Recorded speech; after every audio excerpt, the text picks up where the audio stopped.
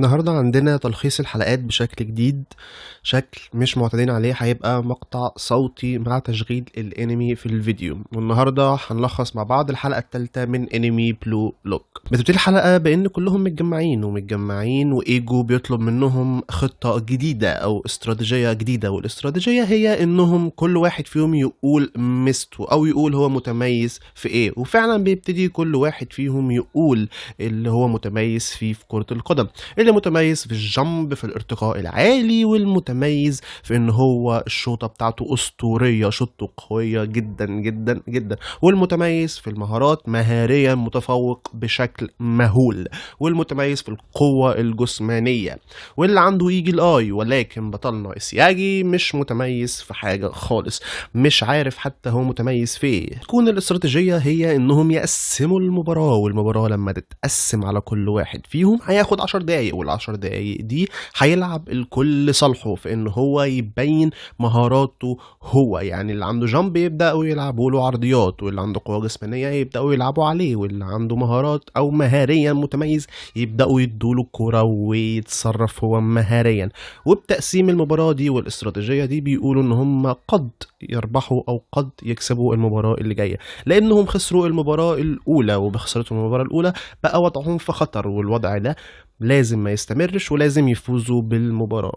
وبيبدأوا فعلا التدريب علشان يتمرسوا في الاستراتيجية الجديدة، وفعلا بيستمروا في التدريبات. ولكن بنفتكر معانا ان الفتى صاحب الشعر الأحمر بيرفض ان هو يقول الميزة بتاعته، بيرفض تماما، ومش هو الوحيد اللي مش بيقول لهم على الميزة بتاعته، طبعا هو وبطلنا إسياجي. التدريب والتمرينات بيروح إساجي علشان ياخد الأكل بتاعه، وما زال الأكل بتاعه أكل رديء لأن هو الأخير في الترتيب أو قبل الأخير. وإساجي بيكون طعامه هو الناتو أو الإندومي، على طول بياكل إندومي.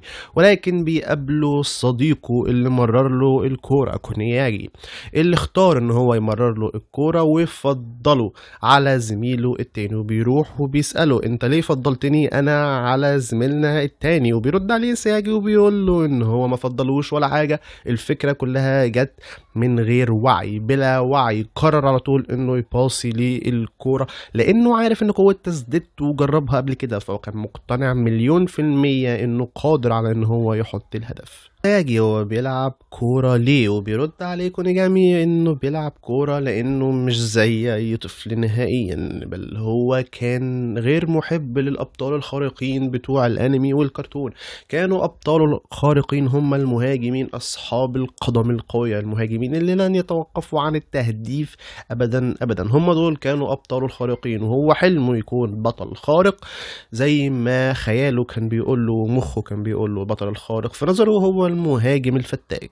كده بياخد اكله كونيجامي، واكله مختلف تماما عن سياجي، واكله هو كان ستيك لحم او قطعتين من ستيك لحم. ولكن كونيجامي بيقرر ان هو يقسم مع سياجي الاكل وياكلوا مع بعض، وسياجي بيذهل طبعا من لذة الاكل لانه بقاله فترة كبيرة جدا بياكل اندومي بس. وفعلا بنشوف علاقة بتتبني ما بين الاتنين، علاقة صداقة جميلة جدا وغالبا هتستمر معانا مدة طويلة.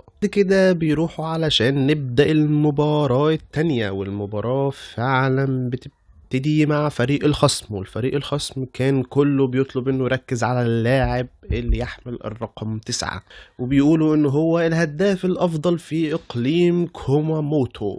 تبتدي المباراة وبيحاولوا ينفذوا الاستراتيجية اللي هم متفقين عليها، ولكن الاستراتيجية كل مرة كانت ماشية بشكل كويس فجأة بتتقلب وبتكون شكلها سيء جدا. دايما الكورة مع باتشرا بيحاول بالمراوغة اللي هو متميز فيها يعدي من الاول والتاني، ولكن بعد كده الكورة دايما بتتقطع منه. ان الاستراتيجية اللي هم بيلعبوا بيها هي استراتيجية أنانية جدا، بتعتمد على المهارة الفردية لكل لاعب فيهم، المهارة الفردية اللي هو متميز فيها الكل يخدموا فيها. ودي استراتيجية أنانية جدا جدا جدا، مش هتوصلهم لأي حتة. ولكن دايما كان اللاعب رقم 7 في الفريق الخصم هو المتميز، هو اللي بيحرك الفرقة كلها، هو اللي دايما بيستطيع انه يقطع الكورة من اللعيبة. ومع استمرار لعبهم لعدد دقايق الخاصين بكونوجامي بيحاولوا يحطوا له الكورة في رجله علشان يشوط الشوطة القوية بتاعته، ولكن دايما الشوطة القوية بتتقابل باتنين مدافعين، والاتنين المدافعين دول بيستطيعوا ان هم يعملوا بلوك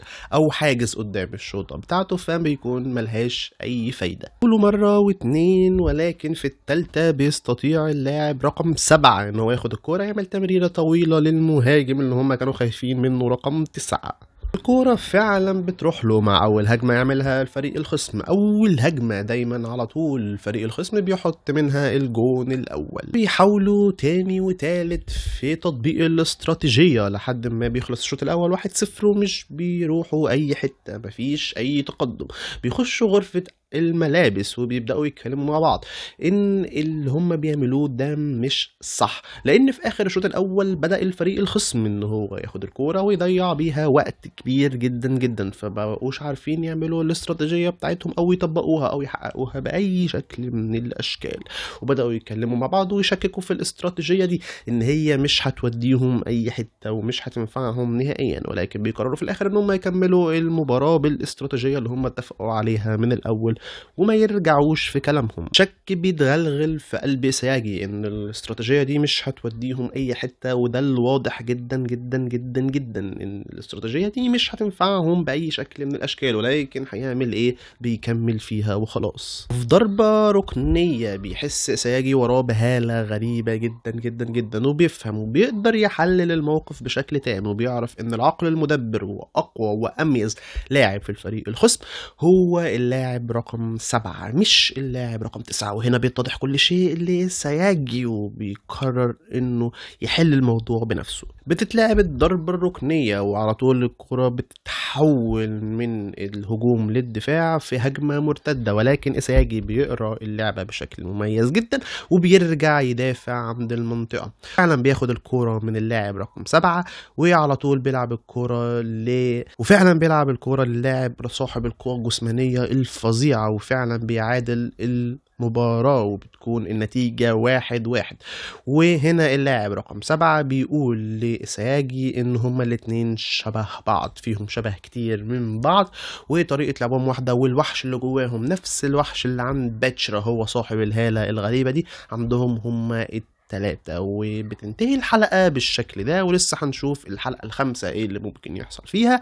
وبس ده اللي كان عن النهارده، متنساش اللايك والشير والسبسكرايب لو عايزني اكمل في حلقات مراجعة الانمي.